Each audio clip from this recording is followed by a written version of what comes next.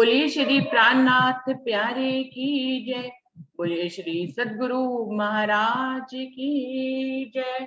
सुंदर साथ जी, आज भी वही टॉपिक है जो कल चल रहा है। बहुत सी चौपाइयों के माध्यम से सुंदर साथ जी ने कल इस विषय को क्लियर किया था।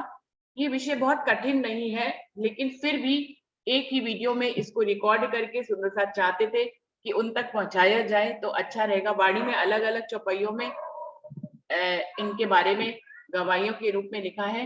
तो टॉपिक है कि परम धाम के मोमिनों की रहनी कैसी होनी चाहिए।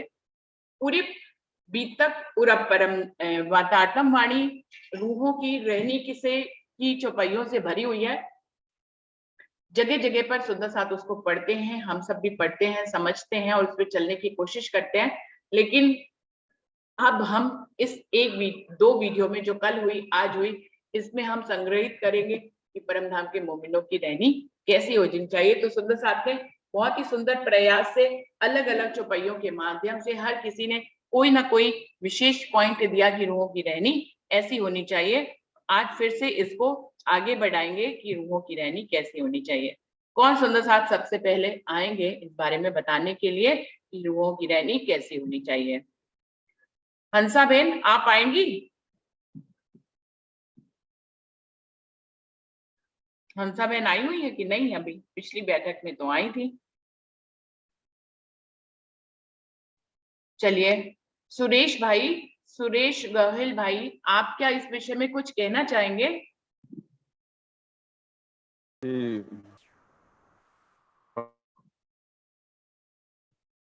आवाज नहीं आ रही है आपकी सुरेश भाई जी। सुंदर साथ, हेलो, हाँ प्रणाम जी। प्रणाम जी, प्रणाम जी। मोमिनों की रहनी कैसी होनी चाहिए, इस पे कुछ कहना चाहेंगे आप? मोमिनों की रहनी तो जैसे हमारे जो परम धाम से जो हो है सरकार से है, फिर राजन स्वामी जी है वो।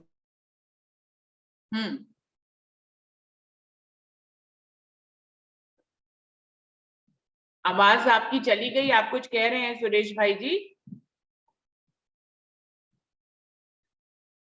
कदमों पे चलते वो जो करना है, हम तो छोटे जीव है तो हम तो उनको फॉलो भी करना चाहिए, और तो क्या बोलूंगा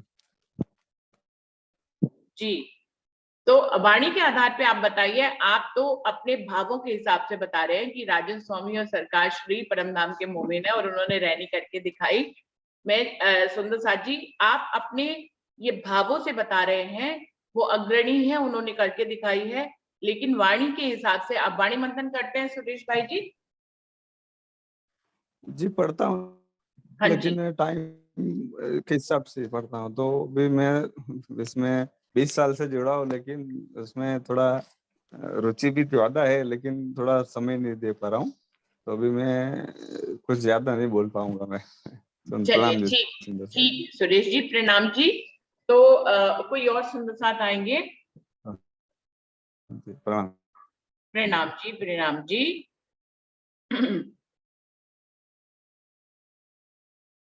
ज्योत्सना बहन, आप आएंगे?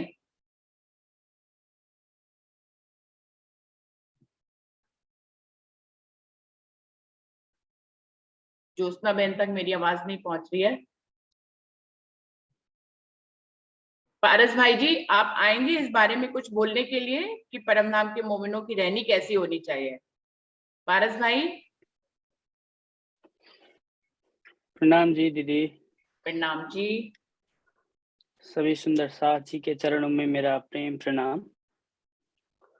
सुंदर साथ जी श्री कुलजम स्वरूप में श्री मुखवाणी में रूहों के कई सारी रहनी करनी चाल ढाल के विषय में संकेत उनके रहनी लिखी गई है।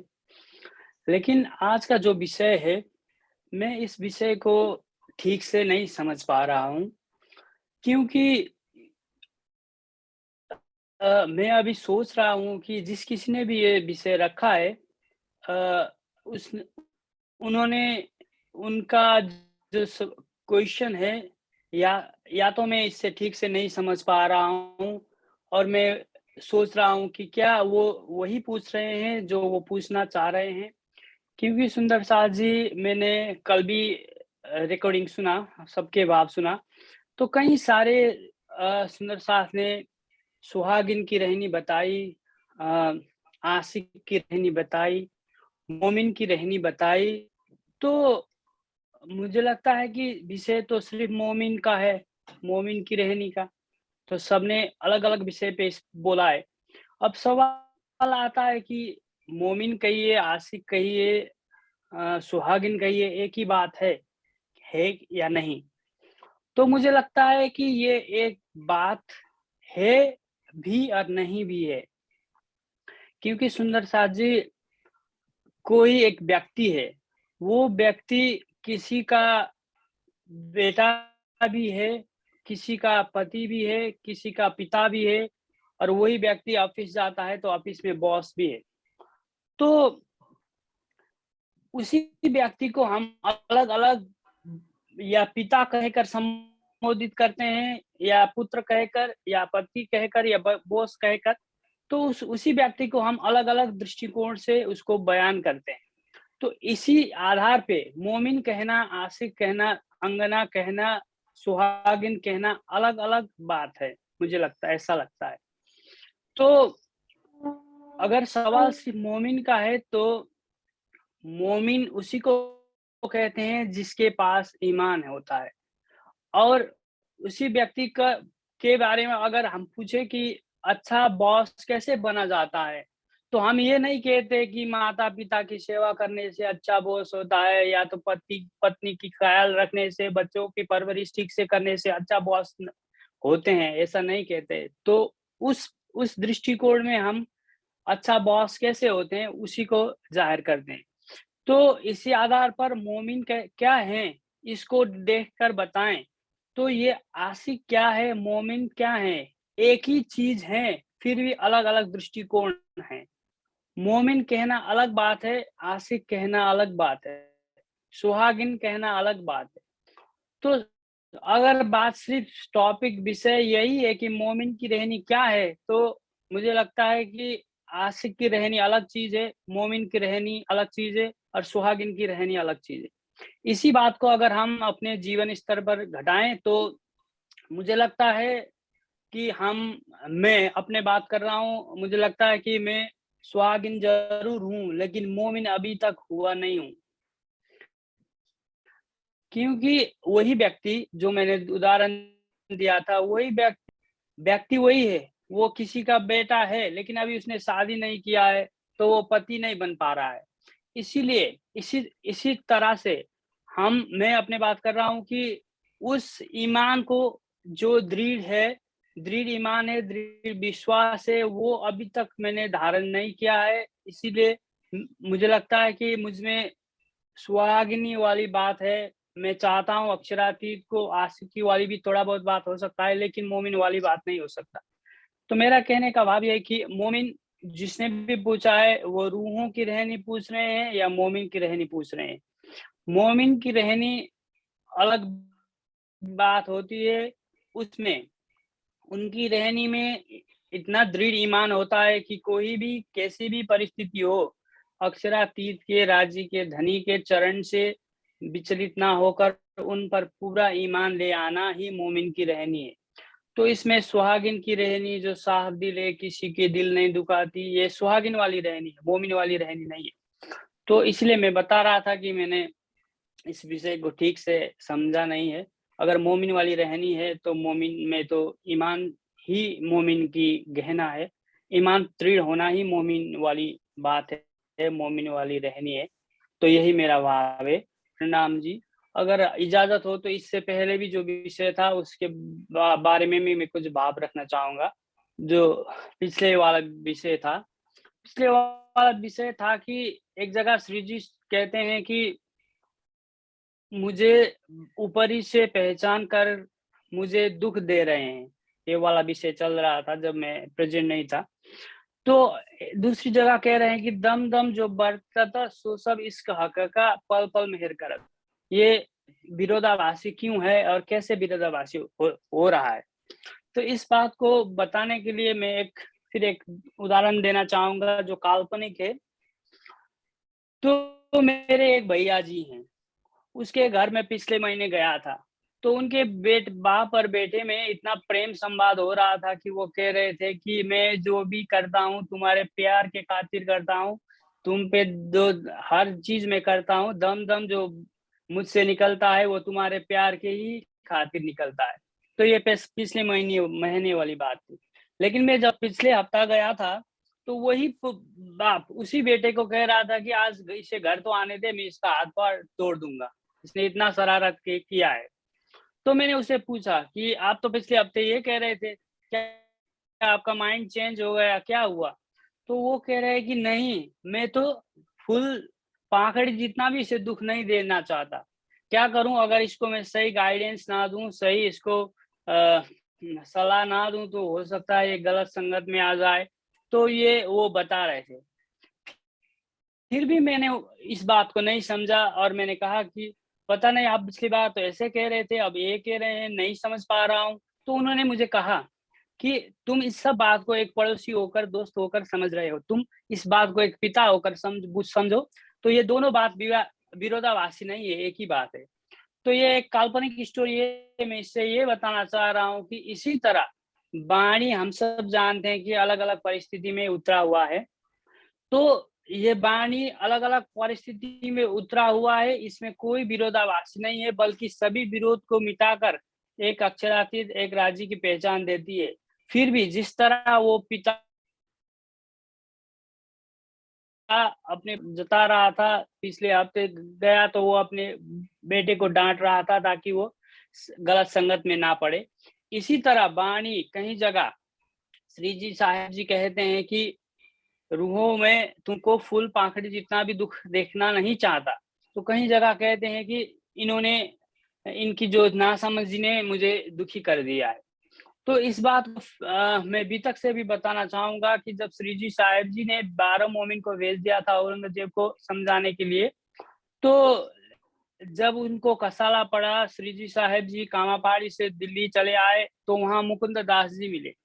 तो मुकुंद दास जी श्री जी साहेब जी को कहते हैं कि श्री जी साहब जी, मैंने तो पहले ही बताया था कि इन मुसलमान को, इन शरीयत के पुजारियों को इतना समझाने से क्या फायदा हुआ। सुंदर साथ को कसाला भी पड़ा, जो हम ठीक से रहे थे, अभी सुंदर साथ इधर उधर हो गए, सब दुख में, कष्ट में, क्या फायदा हुआ। मैं तो समझ रहा था आप तो समझदार हैं, लेकिन आपने इस तरह का कदम चाल दिया कि सुंदर साथ दुखी हो रहे हैं। तो जब ये बात श्री जी साहेब जी सुनते हैं तो श्री जी साहेब जी के मन में ये आता है कि मुकुंद दास ने तो मुझे ऊपर ही से पहचान की है अभी तक, क्योंकि उनको नहीं पता कि जो मैं बोल रहा हूँ वो मैं नहीं हूँ। मेरे अंदर श्री जी अक्षरातीत आकर बैठे हुए हैं, वही चाहते हैं, मूल स्वरूप ही चाहते हैं कि 12 मोमिन को भेजो और औरंगजेब को जागृत करने का प्रयास करो। तो जब ये बात मुकुंद दास जी कहते हैं तो श्री जी साहब जी एक स्तर से कहें तो वो दुखी होते हैं कि सुंदर साथ ने मुझे अभी तक नहीं पहचाना, कि मुझे सिर्फ एक मेहराज ठाकुर के रूप में पहचाना, मेरे अंदर जो अक्षरातीत हैं उसे नहीं पहचाना। तो ये चौपाई वहाँ ठीक बैठता है कि मुझे सुंदर साथ ने अभी तक नहीं पहचाना और ये भी मुझे दुख दे रहे। तो वही श्री जी साहेब जी जब पन्ना में जाते हैं तो अपने अतीत की सभी घटना को समझते हैं कि किस तरह हफ्सा में जाना पड़ा, कितना रोया, दुखी हुआ। पर बाद में पता चला कि वो सब कसाला तो इसलिए था कि अक्षरातीत आकर, युगल स्वरूप आकर हृदय में बैठने वाले थे। जब गोवर्धन भाई और लालदास जी के बीच में अनबन सी हुई, श्री जी साहेब जी ने कह दिया कि लालदास तुम इस जगह जाओ, तुम इधर, गोवर्धन दास को भेज दिया कि उस जगह जाओ। तो बाद में जाकर सनंद की अवतरित हुई। तो ये सब बात श्री जी साहब जी अब सोचते हैं तो कहते हैं कि जो कुछ भी हुआ उस वक्त तो हमें दुखी हुआ, लेकिन अब पता चल रहा है कि जो कुछ भी दम दम घटना घटी हुई है, उसमें जितना भी कसाला पड़ा वो सब अच्छे के लिए हुआ था। श्री राज जी का प्यार था, ये सब इस हक का जो पल पल मेहर करा था, ये सब पल पल की मेहर थी। तो ये अलग अलग परिस्थिति में अवतरित हुई अलग अलग भाव है, लेकिन ये भाव सुनने में विरोधाभासी लगता है। जिस तरह की वो पिता अपने पुत्र को कहीं गाली दे रहे थे, कहीं प्यार से समझा रहे थे, लेकिन वो अगर हम रूह भाव से देखें तो वो एक ही बात है, विरोधाभास से बहुत दूर है। श्री जी साहब जी चाहते हैं कि हम तो आए हैं इतने काम ब्रह्म सृष्टि लेने घर धाम, तो जब वो जागृत करने के लिए हमें थोड़ा बहुत माया का प्रभाव भी दिखाते हैं, या कि ऐसा खेल दिखाया जो मांग लिया है। हम जो खेल मांगा हुआ था रूहों ने, वो खेल का महसूस भी करा रहे हैं, और इस तरह करा रहे हैं कि इस खूबी से करा रहे हैं कि रूहों को ज्यादा तकलीफ भी ना हो। तो मेरा भाव ये है कि अलग अलग परिस्थिति में अवतरित हुई वाणी सुनने में विरोधाभासी जरूर लग सकता है, लेकिन मैं चाहता हूं कि हम सब इसको रूह भाव से सुने, एक पिता भाव से सुने, तो दो अलग अलग प्यार की बात भी और गाली की बात भी दोनों प्यार ही है अक्षरातीत की। तो यही मेरा भाव था जो मैंने उस वक्त मिस कर दिया था ज्वाइन होने में। तो ये दोनों भाव मैं रख रहा हूँ। प्रणाम जी सुंदर साहब। प्रणाम जी, प्रणाम जी। प्रणाम जी सुंदर साथ जी। प्रणाम जी। हाँ जी, बताइए। हाँ जी दीदी, मेरा भाव यही है कि वो महामती कहे पीछा ना देखिए, ना किसी की परवाह, एकदम हृदय में लेके उड़ा दीजिए रवा। तो किसी की सुनो ही ना, कोई कुछ ही कहो जो। हमारी रानी तो यही है कि हमें राज्य के चरणों में रहना है, राज्य कोई अपने आसपास देखना और किसी को देखना ही नहीं। और एक वो आप भजन बोलो कि लागी वाली कछु और न देखे, पिया में दिन रहन रहे बस राज्य में ही खोई रहे बस, हर समय, हर पल, हर घड़ी, हर क्षण, सोते जागते उठते बैठते बस 24 घंटे बस राज्य और कोई ना।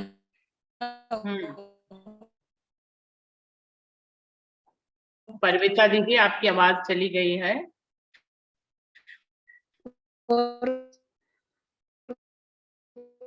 आपकी आवाज नहीं आ रही है परविता दीदी।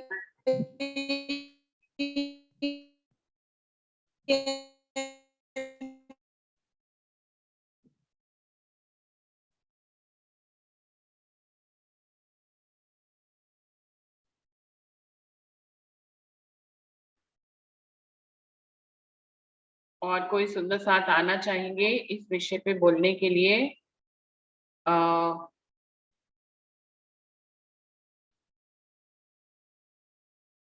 कल कौन सुंदर साथ में नहीं बोला था वो आए, मेरे को ऐसे कुछ खास याद नहीं है कि किसने कल बोला था। मेरे ख्याल से बबीता दीदी आपने तो नहीं बोला था।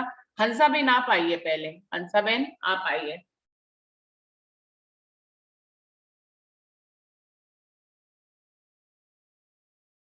मेरी आवाज आ रही है सुंदर साथ जी?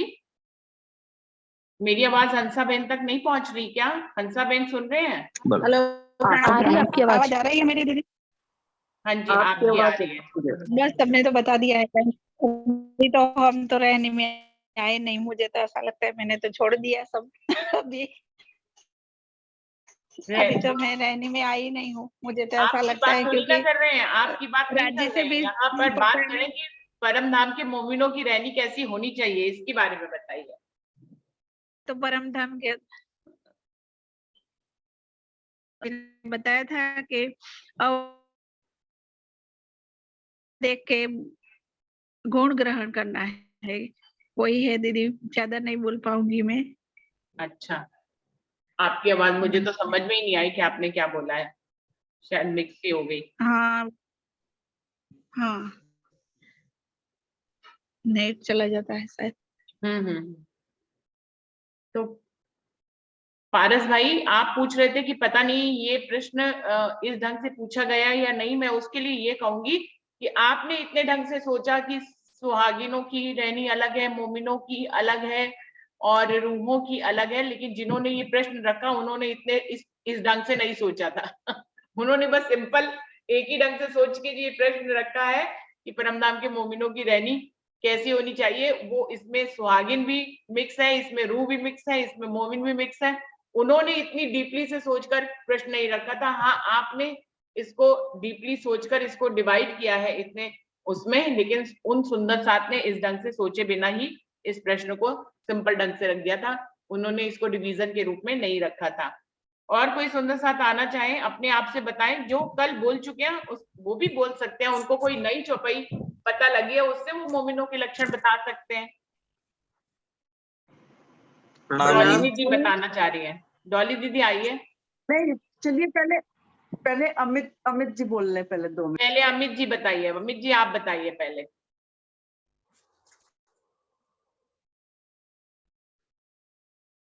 अमित जी, अमित जी आपने माइक खोला था बोलने के लिए। आपकी आवाज नहीं आ रही थी मेरे तक। हाँ जी,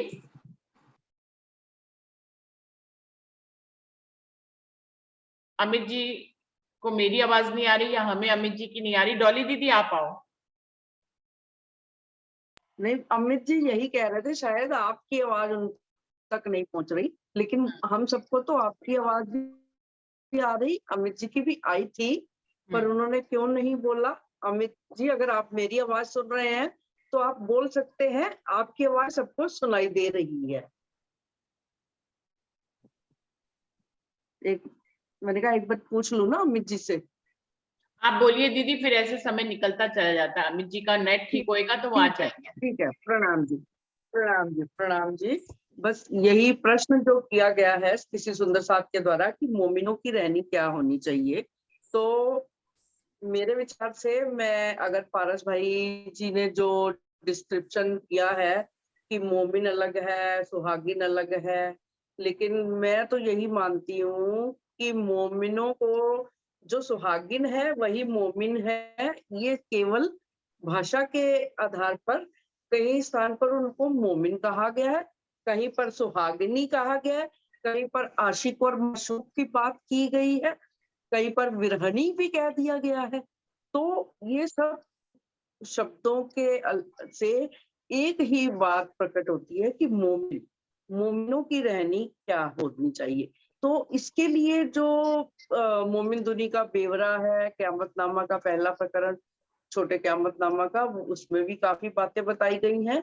और सुहागनियों के लक्षण जो है कलश हिंदुस्तानी वाणी में मुख्य रूप से उसी को भी लिया जाता है। और किरंतन वाणी में भी, क्योंकि ब्रह्म सृष्टि करके बहुत सारी चौपाइयां अवतरित हुई हैं। मैं पूछा तो हूँ ब्रह्म सृष्टि से, तुम दिल की दीजो बताए, है ना। तो इस तरह से मोमिनों को ही ब्रह्म सृष्टि कहते हैं, मोमिन को ही सुहागिन कहते हैं, मोमिन को ही आशिक कहते हैं, मोमिन को ही विरहिन कहते हैं। तो पार वतन जो सुहागनी ताकि नेक कहूँ पहचान, जो कति भूली वतन तो भी नजर कहाँ निदान। अर्थात सबसे पहले जो सुहागिन है, जो पियू की प्यारी आशिक है, जो पिया की प्यारी विरहन है, उसकी सबसे पहली पहचान यही होगी। भले ही वह जाहिरी तौर में ऐसा हमें प्रतीत हो कि वह अपने प्रियतम को, अपने प्राणनाथ को, परम धाम को भूल गई है, लेकिन उसकी जो अंतर्दृष्टि है हम नहीं दे सकते, हम अपनी अंतर्दृष्टि की बात कर सकते हैं। ये राजी महाराज ने इस चौपाई के द्वारा पहचान बताई है, तो भी वह सिर्फ परम धाम के बारे में ही सोचती है। और जो मोमिन होते हैं उनकी और क्या रहनी है कि वो जब इस संसार में आते ही हैं, उन्हें जब जागृत बुद्धि प्राप्त होती है, अगर उसमें ब्रह्म आत्मा है, ब्रह्म सृष्टि है, अगर परम धाम की निस्बत है, तो वह अगर मोमिन ही हुआ तो उसके हृदय में सबसे पहले ये प्रश्न तुरंत अपने आप ही आने शुरू हो जाते हैं। जैसे देवचंद्र जी के हृदय में आए कि मैं कौन हूँ, इस दुनिया में क्यों आया हूँ, मुझे करना क्या है, और वो खोज प्रारंभ कर देती है। देखिए जिस तरह की खोज देवचंद्र जी ने की, आज तो हमें बहुत सी सुविधाएं हैं, हम तो प्रारंभ से ही राजी महाराज ने हमें खोजा, ऐसा लगता है कि उनको लगा कि ये हमारे निस्बती हैं तो हमें अपने चरणों में लिया। लेकिन सबके साथ ऐसी स्थिति नहीं होती। कई ब्रह्मात्माएं विदेशों में, कई ऐसे समाज में, कई ऐसे स्थान पर हैं जहां ना ब्रह्म की बात होती है, ना निजानंद संप्रदाय की बात होती है, ना परम धाम की बात होती है। तो ऐसे सुंदर साथ के लिए यही कहा है कि सुहागिन खोज खोज और खोज ही, जो आद के आद अनाद, पल पल शब्द प्रकाश ही, श्रवणों यही संवाद। जो ब्रह्मात्मा होगी उसके लक्षण स्वतः ही प्रकट होने शुरू हो जाएंगे कि उसके हृदय में खोज करने की, कि एक तड़प होगी, एक विरहा होगा कि मैं अपने प्राण प्रियतम से कैसे मिलूं। ये धनी की ही बख्शीश है ब्रह्मात्माओं को कि उनके हृदय में उनको खोजने की भावना आ जाती है, उनको खोज के कैसे मिलन हो ये भावना भी आ जाती है। तो सुहागनियों के लक्षण जो है, क्योंकि एक ब्रह्मात्मा एक मनुष्य तनों में ही आई है, तो उनके साथ जीव भी है, ईश्वरीय तत्व भी है और ब्रह्म की निस्बत है। तो ये सब तीनों जब मिल जाते हैं तो जो रूह होती है असलू, वो अपने जीव की भी रहनी को छोड़ती नहीं है, कि जो एक साधारण जीव के भी नियम बताए गए हैं। इसके लिए एक मेरे को एक श्लोक याद आ रहा है कि जो नित्य अपने से बड़ों को प्रणाम करते हैं, सम्मान देते हैं, उनकी 4 चीजें बढ़ती हैं, आयु, विद्या, यश और बल। तो इस तरह से ये तो एक साधारण जीव की भी रहनी है। हम मोमिनों की रहनी यही है कि हम जब भी किसी से मिले, अपने सुंदर साथ से मिले, तो प्रणाम अवश्य करें, अभिवादन अवश्य करें। श्लोक याद आ गया, मैं बोलना चाहती हूँ। अभिवादन शीलस्य नित्य वर्धन्ते चत्वारा आयुर्विद्या यशो बलम, कि जो अभिवादन करते हैं उनके आयु, विद्या, यश और बल बढ़ता है। लेकिन मोमिन जब प्रणाम करेंगे तो उनका क्या बढ़ेगा? उनके हृदय में प्रेम बढ़ेगा, उनका अहम नष्ट होगा। हम ये ना सोचे कि हमें किसी दूसरे हमारे साथी ने, सुंदर साथ ने प्रणाम किया या नहीं। हमें अवश्य विनम्रता लेते हुए अपने सब सुंदर साथ को प्रणाम करना चाहिए। दूसरा लक्षण है अकीन न छूटे सौभाग्नी, यानी मोमिन यकीन के पक्के होते हैं, विश्वास उनको पक्का होता है कि मैं अवश्य ही ब्रह्म सृष्टि हूँ, अवश्य मैं राज्य की अंगना हूँ, अवश्य ही मैं मोमिन हूँ। ये भाव भी आना शुरू हो जाता है, लेकिन इसे अहंकार नहीं बनने देना चाहिए। अर्थात अपने साधारण लक्षण जो है, मोमिन शब्द से हम अपने आप में अहम भाव ना लाए और अपना धनी के प्रति ईमान पक्का रखें, उन इष्ट को अपने हृदय में अनुभव करें। क्योंकि जो राजी महाराज है, अगर हम अपने आप को उनके मोमिन बनते हैं तो हम में आशिकी भी स्वतः ही होगी। राजी महाराज कहते है ना, रूहों मेरे तुम्हारा आशिक, मैं सुख सदा तुम्हें चाहूं, वास्ते तुम्हारे विद विद के इश्क अंग उपजाऊं। तो इसलिए अगर राजी महाराज रूहों के बिन नहीं रह सकते, तो रूहों की भी ये रहनी होनी चाहिए, मोमिन की भी ये रहनी होनी चाहिए कि उसे हर पल अपने धनी की याद आती रहे, उसके हृदय में धनी की स्मृति बनी रहे, उनका ईमान बना रहे, उनके प्रति अपना इश्क दिन दिन बढ़ता रहे। वो सुहागिन कहते हैं ना कि जब तक उसको पीयू से दीदार नहीं हो जाता, पीयू का मिलन नहीं हो जाता, तब तक वह खोजती ही रहती है, क्योंकि विचार ही करती रहती है जो मोमिन होते हैं, जो सुहागिन होती हैं, कि मैं किस तरह से अपने प्रियतम का दीदार करूं, किस तरह से उनकी जो सुहागिनियों के लक्षण है अपने जीवन में उतारूं, अपनी रहनी में उतारूं। यही मोमिन की रहनी है कि वो रहनी का विचार करती रहती है। सुंदर साथ जी तो क्या कह रहे हैं कि जो सुहागिनियों के लक्षण जो है, वो पिया की एक एक बात सुनकर भी अति प्रसन्न होती रहती है। यदि दूसरी सुंदर साथ भी, दूसरे मोमिन भी राज्य की चर्चा कर रहे हैं, राज्य की वाणी के बारे में विचार कर रहे हैं, तो मोमिन जो होते हैं असल, वो अत्यंत प्रसन्न होते हैं। तो जो है ना, याविद सब संयन का तसीहा लेवे कसम, मैं तुमको चेतन करूं यही कसौटी तुम। राजी महाराज परीक्षा लेते हैं, किस तरह से? तसीहा का मतलब होता है परीक्षा लेना। सब मोमिनों की परीक्षा किस तरह से ले रहे हैं कि अब मोमिन इस दुनिया में आकर कैसी रहनी करते हैं। तो हमको अपने पिया जी को दिए हुए वचनों का ध्यान रखना है। यदि हम अपने आप को मोमिन समझते हैं तो उसके लिए क्या चौपाई कहा है श्री राजी महाराज ने इसी प्रकरण में, तुम हो सैया सुहागनी ये समझ लीजो दिल बूझ, जब सैया भेली भई तब होसी बड़ा गुज। जब सुंदर साथ मिलेंगे तो परम धाम की जो छुपी हुई बातें हैं उनको भी जाहिर करेंगे। ये भी मोमिन की ही रहनी है कि मोमिन को यदि स्वयं पहचान हो जाती है, वो दूसरों को भी प्रियतम की पहचान कराते हैं, अपने धनी की पहचान कराते हैं। जब उसमें आशिकी आ जाती है तो आशिक के जो लक्षण होते हैं, खिन में हंसे, खिन में रोए, खिन में गावे गीत, तो आशिक की हालत तो ऐसी हो जाती है। वो अगर रूह है तो ही आशिक बन पाएगी, वो मोमिन है तो ही आशिक बन पाएगी ना। तो इसलिए आशिक भी मोमिन है, मोमिन भी आशिक बन सकता है, आशिक है, लेकिन जब उसमें आशिकी के लक्षण आ जाएंगे, क्योंकि यहाँ पर राजी महाराज रूहों के आशिक बनकर आए हैं, लेकिन वास्तविकता क्या होनी चाहिए कि मोमिनों को राजी महाराज का आशिक होना चाहिए, हर पल अपने धनी के ध्यान में ही रहना चाहिए, और अगर वो संसार का भी काम करते हैं तो भी उनके हृदय से धनी का विचार दूर नहीं होना चाहिए। चाहे हम आशिक बन के रिझाएं उनको, चाहे विरहीन बन के रिझाएं, विरहीन बनेंगे तो हमारा ध्यान चितवन की ओर लगेगा कि हम एकांतवास बैठेंगे और राजी महाराज का अपने हृदय में चितवन के द्वारा ही, चितवन की विधि भी बताई। आज तो चर्चनी का, चितवनी का, परम धाम के 25 पक्षों का हर तरफ उजाला हो चुका है। सब सुंदर साथ को परम धाम के 25 पक्षों का भी ज्ञात हो गया है। तो हम मोमिन बनने की राह की ओर अग्रसर ही है।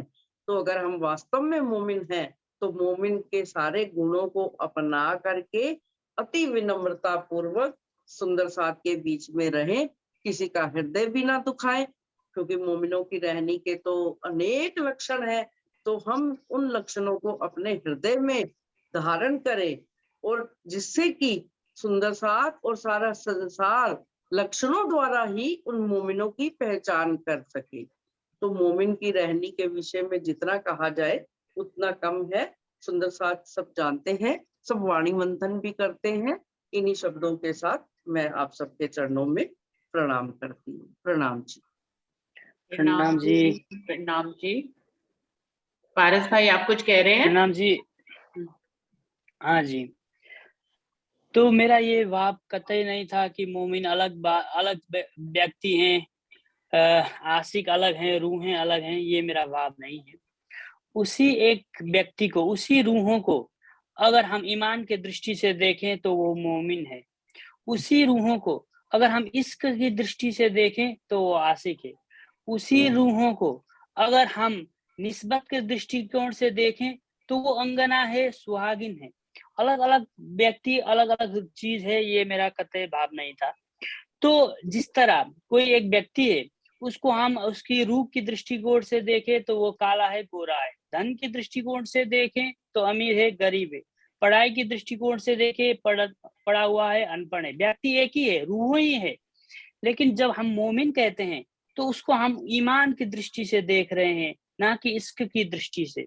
हालांकि ईमान हो या तो इश्क हो या तो अपना निस्बत की बात हो, वो सब रूहों को ही निशानी है, रूहों को ही संबोधित कहा गया है।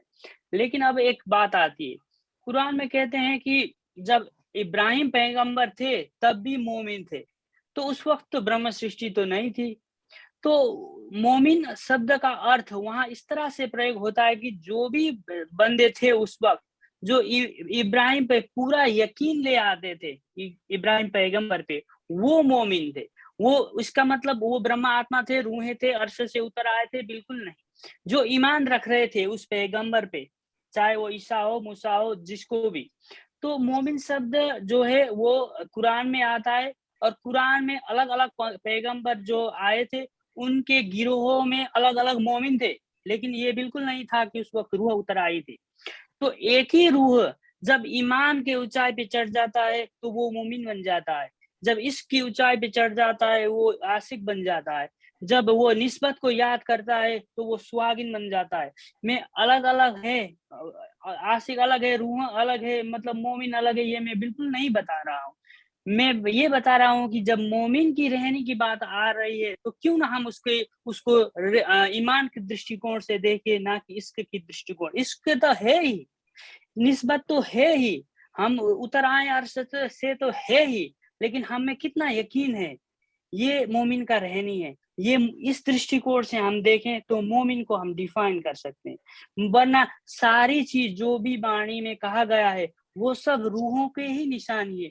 एक ही रूहों में ईमान भी हो सकता है, इश्क भी हो सकता है, नहीं होता है, इश्क भी होता है, ईमान भी होता है, उसमें अपना निस्बत भी याद होता है, वो सुहागिन भी होता है, वो पाक दिल भी होता है, वो एक ही व्यक्ति है। लेकिन जब एक एंगल से हम देखते हैं तो उस एंगल से हम उसको बताएं।